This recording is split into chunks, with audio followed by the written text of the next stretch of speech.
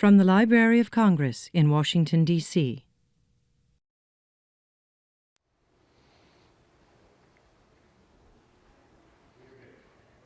All right, thanks so much.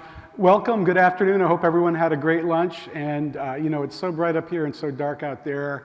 If you fell asleep, we wouldn't know it, but we're gonna do our best to make sure that nobody in here falls asleep, because this is gonna be an excellent conversation.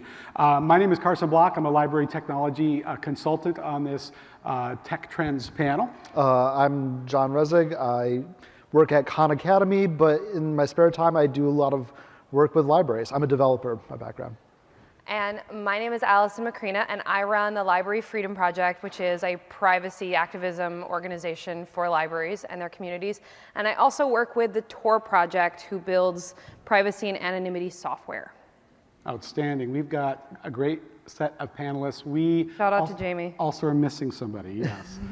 Jamie LA was not able to make it. She was ill and couldn't make this session, so we miss her greatly. But we believe she's on the Twitter and tweeting things, including a link to a resource sheet after this session. So please look at that as we go. Thinking about technology, we're gonna have a very fast-paced conversation up here. Even though we only have 45 minutes, we decided we wanted to cover everything. Is that okay? With everyone, like everything about technology? Great, okay. So it's gonna go kind of fast. One thing to remember though is even as we talk about things that are granular down in the field, tech changes, we have to view them whether they're a fad or a trend, right? That's something that we're always trying to sort out. One of the things that Jamie brings to the panel that I wanted to talk about is the discipline of strategic foresight. And that's the idea of looking at how many factors kind of join together to really help us make some predictions or make some good choices as we go forward. So we don't look at technology in a silo, but we think about all these things together and think about what might result, including social, technological, economic, environmental, and political. That's an acronym called STEEP. That's very handy when you're thinking about the big picture. The other thing to remember is there's lots of churn within the technology community. And one of the bad things in public libraries specifically, not everywhere, and certainly not at this conference, but in public libraries, a lot of times we look at that churn in tech and we think, oh gosh, we're losing something as things change. The rest of the world actually sees that churn and they go, we now have new opportunities. So that's what we want to encourage you to do, is when you see churn and things changing, that also means that you've got a brand new opportunity to pursue. We have two themes today, and we will have time for questions and interaction at the end. One is around data. We all love data, right? Data's big, data's huge, data's important, and data's scary.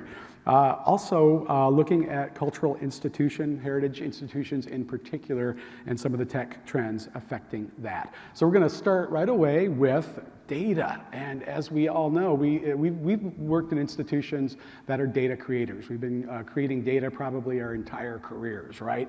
Well, now everyone is creating data in our world, right? If you have a device on your wrist to measure your biometrics, your movements around the world, that's one sort of thing. There's that concept of the quantified self. But we also have the so-called Internet of Things, which are lots of little things in our environment, some of those with sensors, collecting lots of data and creating data pots. This is happening more and more and more, and this is affecting us because within a lot of this data collection, we have an expectation of two things that are kind of in conflict that we're going to discuss. One is an expectation of privacy, right, about our data and having it not be exposed or available to other folks. The other is an expectation of high service that comes from analyzing that data and understanding patterns, for instance, in our lives, where we're going and at a lot of degrees what we're doing. That kind of frames part of the nuance of the issue. We want to dive into that because we have both things happening, expectation of privacy and an expectation of higher levels of service using data to serve customers. So let's talk a little bit more about data mining, John. Yeah. So, I mean, one of the areas that in general, that I'm really interested in is ways in which we can use computers to automatically analyze large amounts of data, the sort of things that would be very, very challenging to do for us mere mortals, I guess. But there are a lot of things that I think are interesting, because like I personally do a lot of work with different machine learning algorithms, is finding ways, ways in which these computers can make determinations about things that, in aggregate, that would be, looking at hundreds of thousands, if not millions of records of things that would take a human an exceedingly long amount of time. And I think the point you were touching on before about sort of tech trends and the other thing I would put in there would be like sort of pragmatism. And because one of the things that's tricky is that at least when you're using things like machine learning algorithms, those things are extremely technically complex. You usually have to have someone with at least a degree in computer science who's capable of working on these sort of things. And it's not the sort of thing that you can usually just kind of drop in and things magically get sorted out. It requires a lot of very technical staff and a lot of training. And one of the things I think is interesting is one of the problems that's actually really hard to determine is when do you need a magical computer system to solve all your problems? When do you just need one single domain expert to kind of go in and just figure things out? And then like when do you need maybe just like a lot of crowdsourcing to happen? And like these are all like different steps. And sometimes it's very hard as an organization to kind of say, oh, because I feel like people like to make the fast leap to the most technologically cool thing they can. So it's like, oh, we can just use this amazing algorithm and everything will be amazing. But then it's like, well, what if we just hire this person over there and they will just do it? And because they know this stuff really well and we don't need to like develop a brand new algorithm to do it. So yeah, I guess this is one thing I'm excited about, but I'm willing to hedge my bets, and I'm willing to say that we need to consider this very, very carefully. Absolutely, it's like the right tool for the right job, and I think raising that question is really important, and sometimes raising the question of should we do it at all? I was just about to ask that. I mean, with a lot of these, you just said something about like it's sort of this like exciting new frontier, and I think when we are presented with those things, especially in libraries, we want to provide a benefit to our patrons, and maybe sometimes we don't always consider what the possible implications for exploitation would be. With data in that size, I think about a few different things. The first thing is who owns it, because most of the time when we're talking about like big data sets like that, we're talking about negotiating with giant private companies, sometimes the most powerful in the world. Now, is that who we want, especially as public servants? Is that good stewardship of data? I think that it's not. At the same time, who else is going to be able to manage it? Who else can provide us with that level of information? I also think about, are we considering what kind of identifiable information is in that data? And how we got it and how it's being shared, who has access to it, how it's stored, is it secure? Because when you have information at that level and you connect it to a network, the avenues for exploitation are suddenly massive. It's not just people possibly hacking it, but law enforcement requests. If you have information, then it can be subpoenaed. I've seen some really incredible projects with open data, for example, city data. Like I live in Massachusetts, and the Massachusetts ACLU has been working on this project called Technology for Justice. Really amazing thing where they've taken open city data and they're mapping policing in Boston and showing how, not surprising to activists, how it maps along racially divided lines, and it also maps along access to social services and things like even train routes and stuff like that. And you begin to see like white neighborhoods where they don't even let people of color in because the stop ratio is just right outside. That kind of stuff is incredible, but what are we getting within that? Are we getting the names and addresses of all those people of color who have been stopped by police? Is that information that isn't in the public benefit? So I want to make sure that we're asking all these questions as we're going into this new exciting frontier. And how many people are actually asking those questions as we're going forward, right? And I think that's kind of an admin, something that we would like to keep you with in terms of this idea that it's exciting and it's bad. Mm-hmm. It's actually up to us to ask these questions and actually to understand that chain that all these things operate in, because you were just talking about many different pieces of the technical infrastructure, the physical,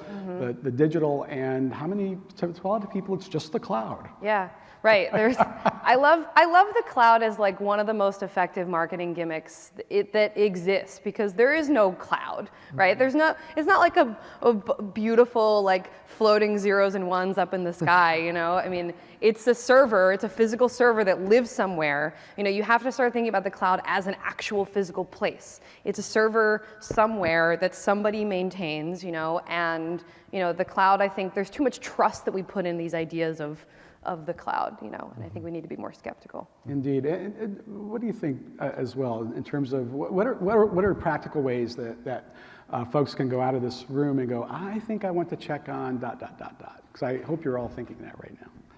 Yeah, I mean, yeah, I guess, yeah, one of the tricky things is you kind of like need to ask the question, like who is benefiting from access to this information?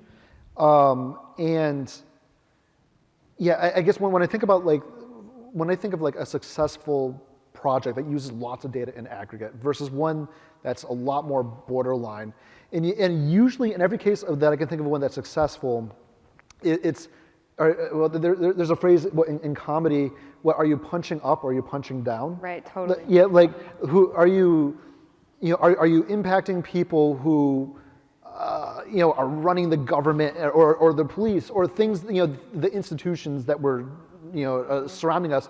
Or are we affecting people who we should not, there's no reason to be, putting their addresses online or something like that. Public interest. Yes, yeah, absolutely. So yeah, I feel like that is, that's a really big aspect of it. And I think being very deliberate in realizing who's going to be impacted.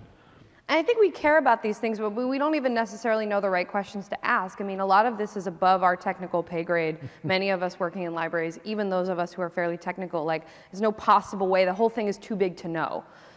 So even being able to go in and say, look, I want to make sure that we do the most ethical things that we can here, how do you start that?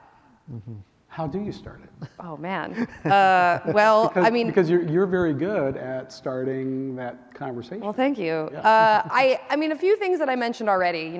Like think about data as like having a physical form, effectively. I think that is very helpful to think about it. Like the cloud is this like nebulous sort of thing. Like it actually has a server location. So who owns that server?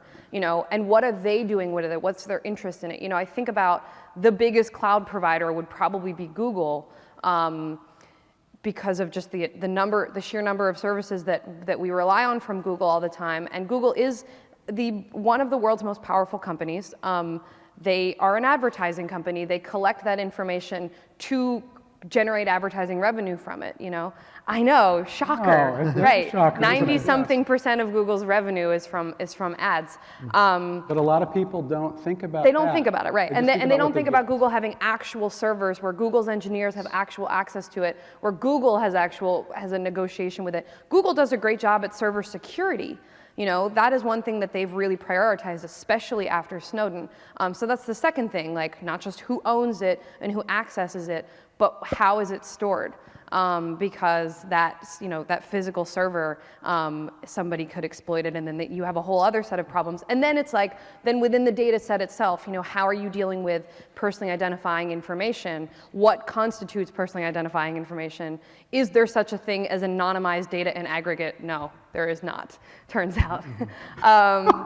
It takes 3 data points to identify any human. We're all special snowflakes. So, those are some of the first questions I would ask. Very I don't know, good. what other questions? I mean, a couple of points, Rob, are really fantastic. And it's like, yeah, when you're using a service for free, you have to ask yourself, well, who is actually, like, where's the money coming in? Right, totally. Right. Yeah. So if you're using, an example I'll bring up here, because I really like Flickr, for example, and I know a lot of institutions have used that to upload the images of Flickr, provide nice little annotations, community engagement. But like that's a great example where if using it for free, you're like, well, at the end of the day, who's the product? You. Yeah, exactly. The content you're putting up there is the product. Right. And it's interesting because like just the other day, like Yahoo like very quietly announced that Flickr is now a legacy service.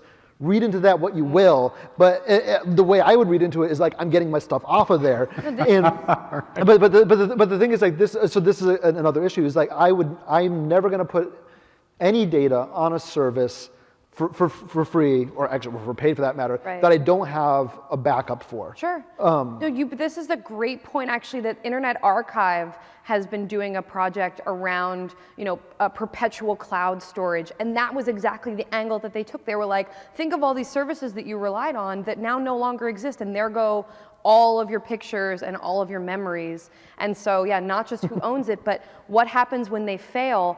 There's the legacy part of it, maybe it just disappears. And then the other part of it is that data is an asset. If a company goes bankrupt, your data can get sold when they get bought out, So these are all different things. It's like thinking about this ownership thing. What happens then, when that little startup is gone or bought by somebody bigger? Mm-hmm.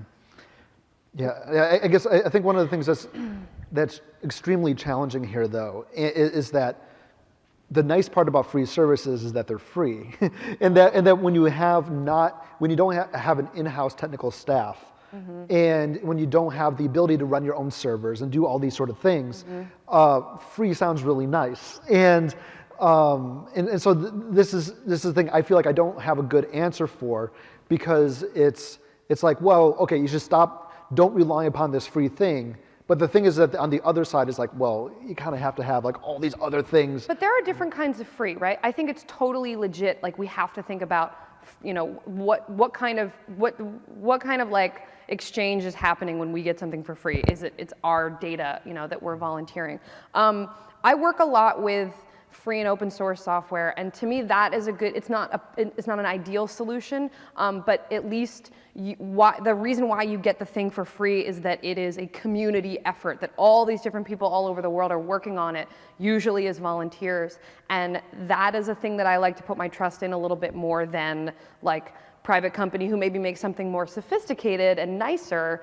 I think about, the difference between like Google Maps and OpenStreetMaps, for example. OpenStreetMaps is a free and open source project. It doesn't work as well.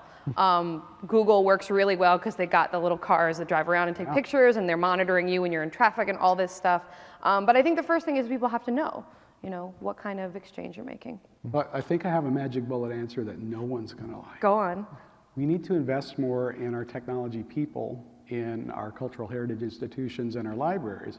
Constantly, what I've been seeing again is, especially on the leadership level, they'll confuse free with free, right? Mm-hmm. So a free open source software is free as in freedom, mm-hmm. for you to pick up the ball and to do something with it and to contribute to the community. Mm-hmm. And that investment actually has been lower. I would say that because of the tipping point that we're at and we're just the tip of the iceberg is what we're talking about on these issues. Mm-hmm. Because of that, we need more knowledgeable workers on the IT side, on the technology side, that understand how the technology impacts not just our services that we're giving people, not just what they get, but also how we're doing it. Are we adhering to our own culture of privacy and confidentiality? Are we doing the details and the due diligence in that?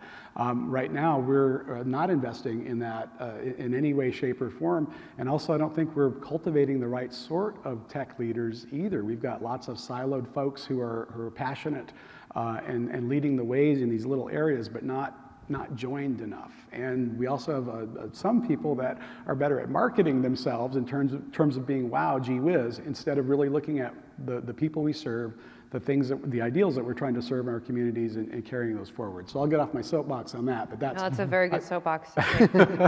Hire them and pay them a lot more than what we're paying them. Yes. That is dreadful. Best, everybody. Really, we should be embarrassed by that. Yeah, thanks for saying that. Yeah, it's very nice. But don't feel bad, okay? Because we know what the reality is. We do up here. Let's move into some specific things about cultural heritage data. We got lots of content. We have lots of awesome awesome content. Can't believe some of the great programs here. I could not decide what to go to next because of the awesome content. We also have this tension between the aggregation and the hooks into it so that we can have great content in one pot and share it in so many places, and then the hyper-local stuff, because as we know, some of this content that we're curating and making available is the most important back home, right? So that's an interesting tension, and we don't want to leave it in a silo, but it's really used there. The other thing that occurs to me in terms of our uniqueness is that usually we use technology hopefully to get an economy of scale. That doesn't happen very often in libraries because of the special snowflake problem. Great libraries are hyperlocal, so that's our initial orientation. So it's very hard to get technology that scales nationally and internationally in the same way. That's really a problem of cultural heritage institutions. Not a problem, but it's a challenge because even our processing is really based on material type, right? I had one job where I was supposed to go in and find more efficiencies between the different types of material type processing, and not only could I not find cross efficiencies that would work, I couldn't find any evidence that anyone else has found that either. When you look at all the standards, they're highly specialized to the material type, right? So a document, for instance, has a different set of standards, requirements, and nuance than a photograph, right? In terms of metadata, descriptive, sharing it out, many things that everyone here knows about. There's also something really interesting that doesn't get talked about nearly enough, and that's rights. Who owns the stuff? Allison. Well, it's certainly not us, and it should be. I mean, yeah, I mean, what's a longer answer than not us? Yeah, Not us is good. Yeah. Yeah, that's like an exchange that we've been making over and over again, like kind of thinking again about, you know, our inability to provide our own services or like create the kind of tools that we need to engage our patrons, you know, with digital collections and stuff. You know, we've moved to entirely third-party models, and we've seen some of the failures of this. I mean, the Adobe thing was a scandal, as it should have been. That is just one of these ways the Adobe thing was a big problem, obviously, because of the privacy breach, but it had been a problem before that. I mean, because DRM is antithetical to library values. The whole way that we've moved away from an ownership model into a licensing model, I mean, we should have never said yes to that, and we did, and I understand like what we were thinking, but now it's very difficult to get the toothpaste back in the tube. From a rights-based standpoint, you know, again, thinking about, you know, who stores and owns data and what that means for access. If I am law enforcement and I want to send, for example, a national security letter, which is a government subpoena that comes with an attached gag order that says, like, you have to hand over information about your patrons or your customers or whomever, and you can't tell anyone that you got it. Libraries in 2005 received one of these. We don't have very good data about how many other libraries may have gotten them because they have gag orders attached to them. It's a very scary thing for libraries to have to contend with this in a post-9/11 world. Even scarier is that if we rely on all these third-party vendors, we will never see that notice. We won't even be able to talk to our attorneys or the ACLU or whomever because it goes directly to Adobe or Overdrive or Elsevier or whatever. And so we've, in some ways, you know, our charge of like protecting privacy and protecting intellectual freedom and all the amazing things that we've done in the interest of that, where we're like, we purge records and we, you know, we fight back against unlawful information requests, it's been taken out of our hands. And that's a scary new world. It's especially is because I know that in the times when I was when I actually had gainful employment working in a library, I was in a city library. I would get a call from, usually it would be a casual call from the police department, a department that's part of our stable, right? We are colleagues within the organization. It would be a casual call saying, so we want to know if so-and-so was at the library at a certain time. And I'd say, so you know that legally I cannot give you that information. They always do it so casually too. They're like, we're friends, we're all in the same community.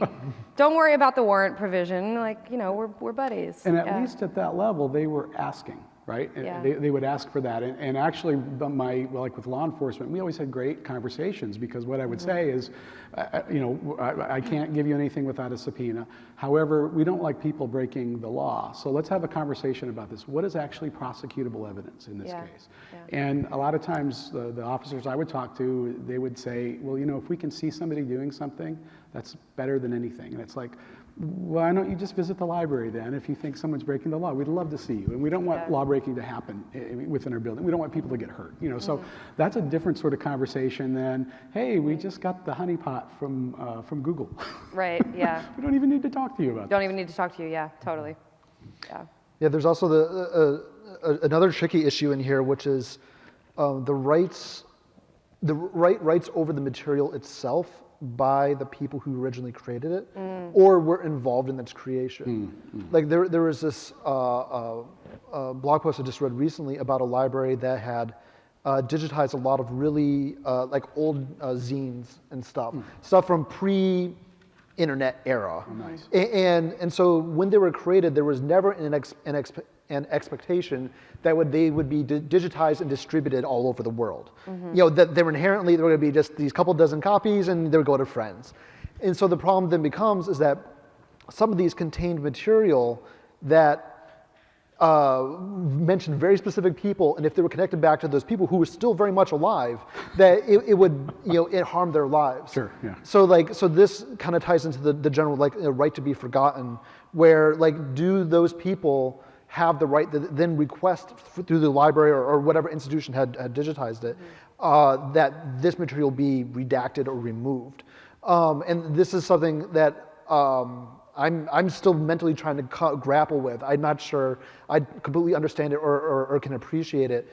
And I think one of the things that's challenging though, but one of the points about this I think I did understand was that libraries need to have very clear policies around this. About if there is material that we have digitized and have made accessible that does involve you, do you have the ability to request that they be removed? Yeah. And if so, what is the ways in which that can happen? It goes back to the point that you were making earlier about what the power differential there is, because I believe very strongly in transparency for powerful people and entities like governments and corporations, but privacy for individuals and the right to be forgotten is so tricky because you don't want to open up the opportunity for powerful entities to be able to say, well, now I want to censor this stuff.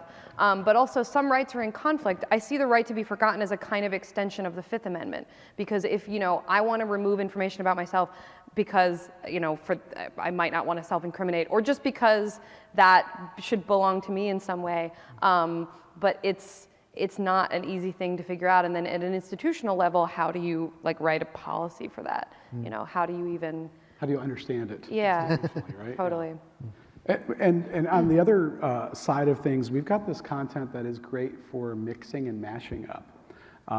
And I had this experience that was so cool. I'm working with Boulder Public Library, and we had a focus group for part of the Carnegie Library for Local History. And this guy calls me up later. He says, I want you to see this website I created called Here Minus 100. So it's what he did is he took all these different mashups of vintage historic photographs. For instance, he had a lot of mashups, but this one was really kind of fun. And he had a slider where he took his own modern photograph from the same vantage point. And it was so incredibly cool. He didn't ask anybody if this was okay. He just said, what do you think? Do you think they'll get mad? That was his question to me. He goes, do you think they'll get mad? And I said, well, let's look at the rights on the photograph number one, because that's the bottom line. Mad's really got nothing to do with it. Let's see if you have the ability to use this. And I think it's awesome. At the same time. So are you? But I keep thinking that's one type. We're also creating all sorts of new digital content that I think will be ported into all sorts of things, like video game characters or situations or motifs, for instance. Are you seeing anything that you think is awesome when it comes to the sorts of things that are being collected by cultural heritage institutions now, and thinking that could be used as ... Is there anything that piques your interest there? That's a good question. Well, we'll keep looking around. Yeah. While we're here. That was not on the script. It's making me think about copyright issues more broadly, I think, and it made my brain go in a different direction.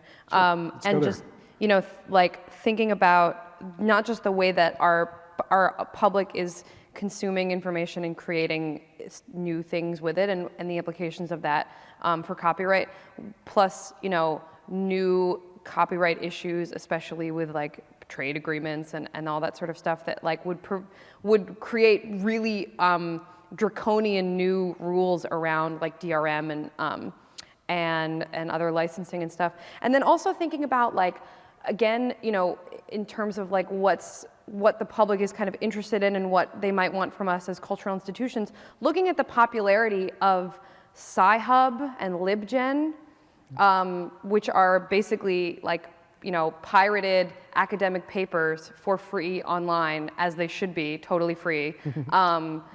That it's totally illegal, and Elsevier is suing them, but it's like in the Aaron Swartz like direct action kind of vein of like, let's put this all online because people need it and people are benefiting from it and they love it. And everybody who, you know, I mean, those of us in academic institutions or anybody who has to deal with any kind of like, you know, paywall or per use subscription understands why these things are so popular. So like, what does that mean for us in terms of, you know, the rights of the copyright holder, but what we need to provide as a public service? I don't really have an answer. I'm just sort of thinking about it.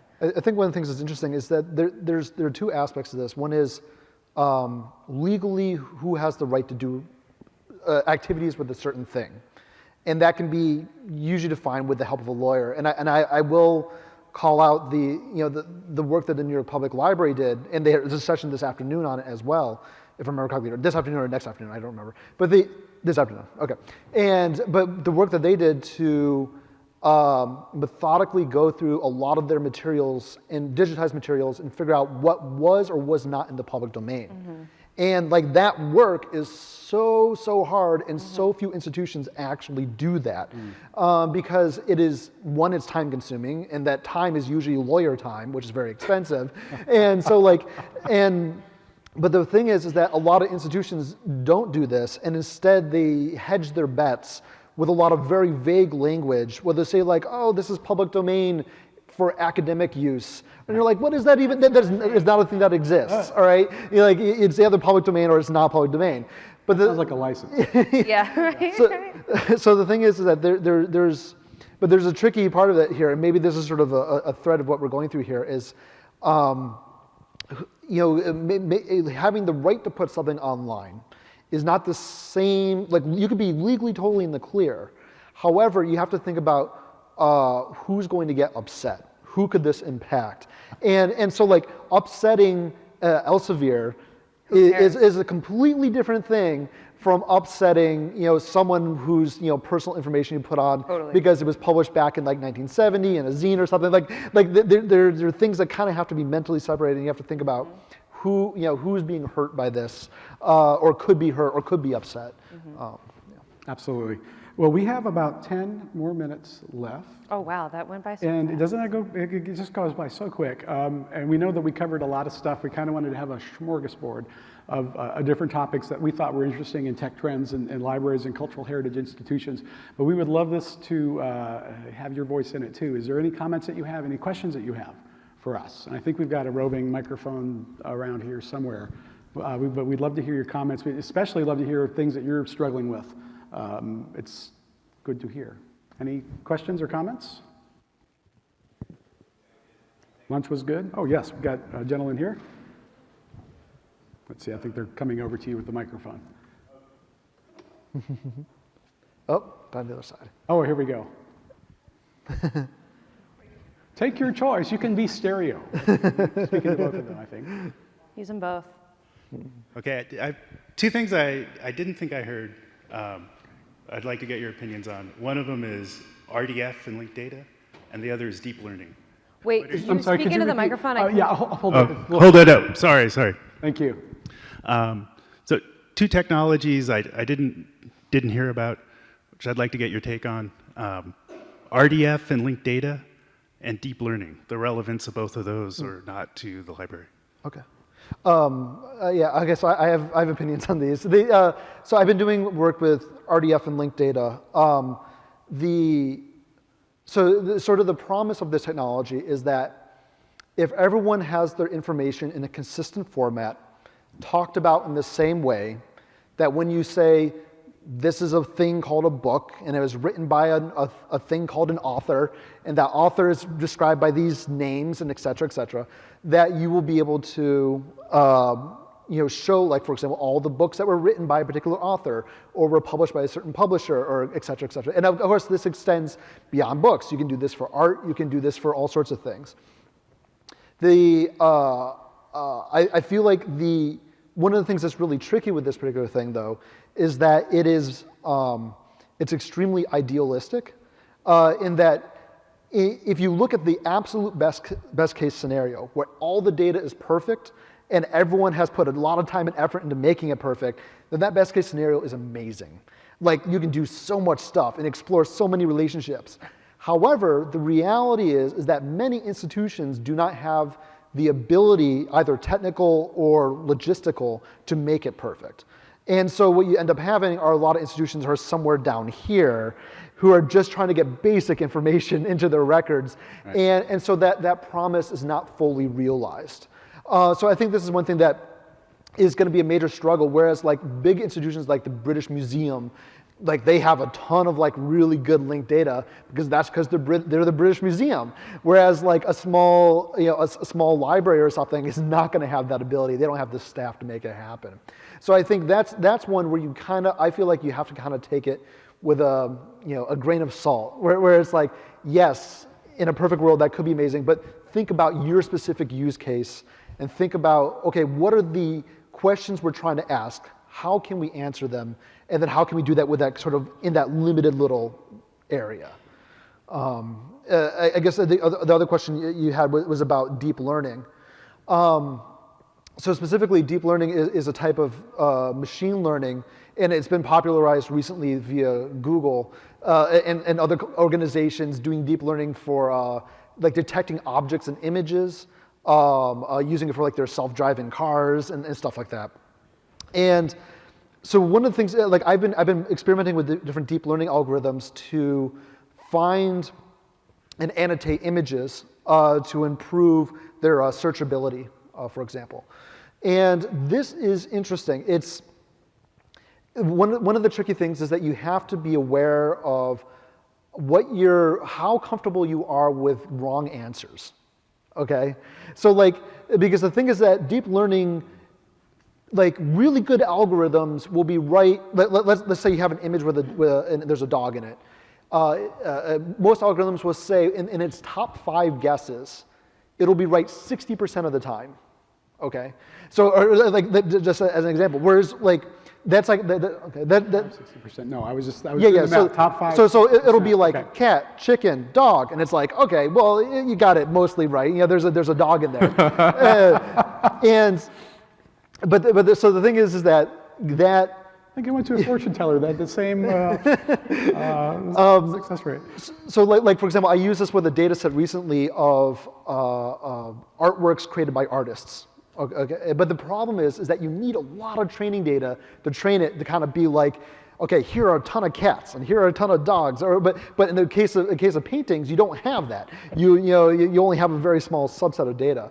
And I think the problem is that it's the theoretical future again is going to be very cool. In the meantime, you have to be very willing to have like wrong answers be prevalent, and you saw this just recently. Like again, bring up Flickr again of all things. Like they did this for their images. Whenever you uploaded an image, they automatically annotate it with tags, and then you start having really bad things happen when you have automatic annotation happen. Where like one of the things was that it started to annotate people of color with like monkey and stuff like that, which is like terrible, and it's like should not be happening. But that's because how they trained the algorithm was completely misguided. Right, the engineers are like, our algorithm is neutral. We showed it only white faces because that's what we think of as people. And then of course you have these outcomes that are awful and offensive and inaccurate. And people are like, no, but the data, like algorithms are all neutral, but people are not. Math might be neutral, but like people can, they screw it up. So anyway, it's a long way of saying that I feel like there's there's still a lot of hurdles to overcome. And I mean, look at how fast the Microsoft AI went Nazi. Oh, yeah. She went full Nazi, 24 Bam. hours. Bam. I mean, if you can't design your bot to be 4chan resistant in 2016, what the hell are you doing? They were just like, repeat after me. And she did, I mean, of course, you know? And so one thing I'm very interested in is a burgeoning movement of ethics in AI and machine learning and bots and all that fun stuff. You know, like how do you train a machine to be cool? Yeah. How do we raise our digital children? Yeah, exactly. Exactly. And I love the standards question, because standards, I think at best, are only referenced by the world, right? Like in a closed system, we can maintain them. And I'm saying this because I work on a lot of building projects, and let me tell you something about how standards and specifications, which are hard in a building, are just kind of referenced sometimes in that old construction process. So that is a super challenge, and especially with the churn in technology, right? Things are changing all the time. We're realizing we haven't covered everything, and how do we cover it? Do we have any other questions? Is food digesting well after lunch? I know this is that time. There's one more. Excellent. Oh, good. Thank you. Thanks. I would just like to hear more about what trends you're excited about, or any projects you've heard that are really interesting. One trend that I'm really excited about is something that, like, generally I call secure defaults, which are that the internet, generally speaking, is a very hostile place. It is not secure or private by default, almost ever. The whole thing is written on postcards. That means, you know, exactly what you think it means, that anyone can see the metadata and the content of what you're doing, depending on the kind of connections you're making. So what's been happening now is there's a push to make things secure by default. And one project that I'm so excited about, especially the implications that it has for libraries and cultural heritage institutions, is something called Let's Encrypt. Let's Encrypt is a project with, it's being worked on by the Electronic Frontier Foundation. If you don't know them, they're sort of like the ACLU, but just for the internet. Electronic Frontier Foundation, Mozilla, Akamai, a few other really big internet service institutes, you know, public and private.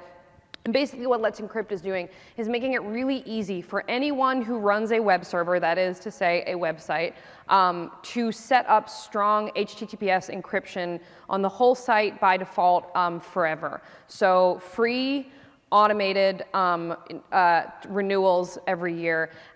This is a really important thing for libraries, especially given our charge for stewardship of our patrons' privacy. If our library websites are not encrypted, if they use just regular HTTP to connect, that means that when your patrons are going on your site and looking up books about divorce or diabetes or gender identity or any other sensitive topics, that is going out over the wire to the rest of the internet in plain text. Anyone can see it. They can see the originating location. They can see it's coming from your library. And if you've got an encrypted login page, like if you encrypt where they enter their library card, that is actually worthless. And even worse is that it can create a cookie that then can be intercepted by someone, so they can steal that login information and then also still see everything that's being done after the secure login. So Let's Encrypt is a project to make it really simple for all library websites to use encryption. I'm really happy that DPLA has prioritized this, actually. Mark has been working on this. They're not using Let's Encrypt, but they're about to like fully deploy HTTPS for their site. And they ran into some mixed content issues and other things, but they ended up fixing it, and it took them just about a week, I think, to get it all together. If your library is interested in Let's Encrypt and you don't really know what you're doing, you can talk to Library Freedom Project. We have a privacy pledge that we've gotten a bunch of people to sign on to. So that's probably the biggest thing and the sort of the most important, and like something that any library should do. And I'm encouraged to see how many have done it so far. I think very tangentially, one of the technologies that I'm most excited about, and I'll second Let's Encrypt. I've been using myself, and I think it's fantastic.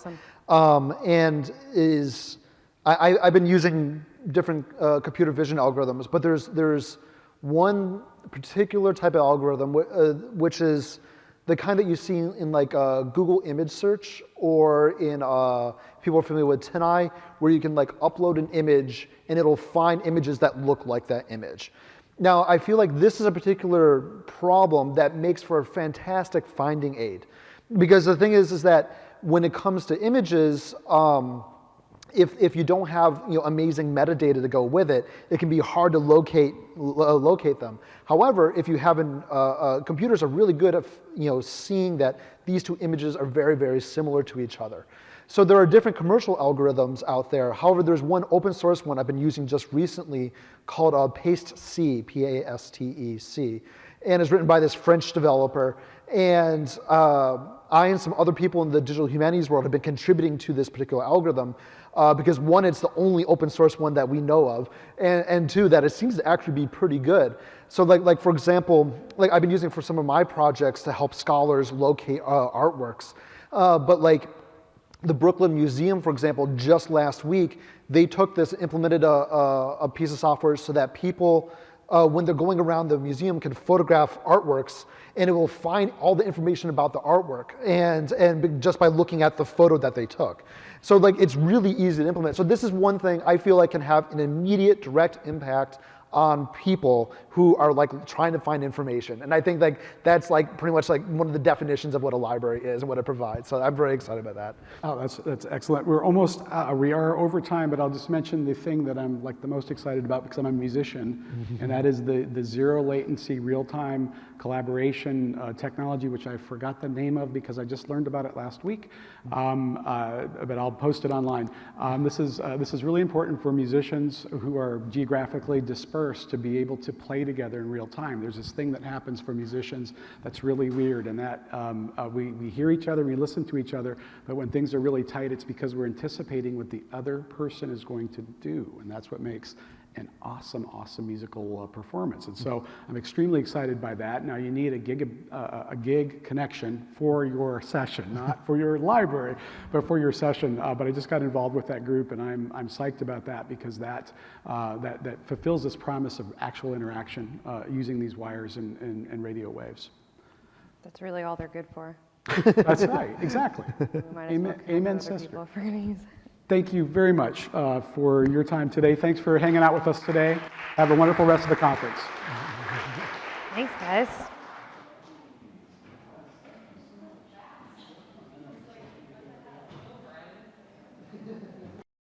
This has been a presentation of the Library of Congress. Visit us at loc.gov.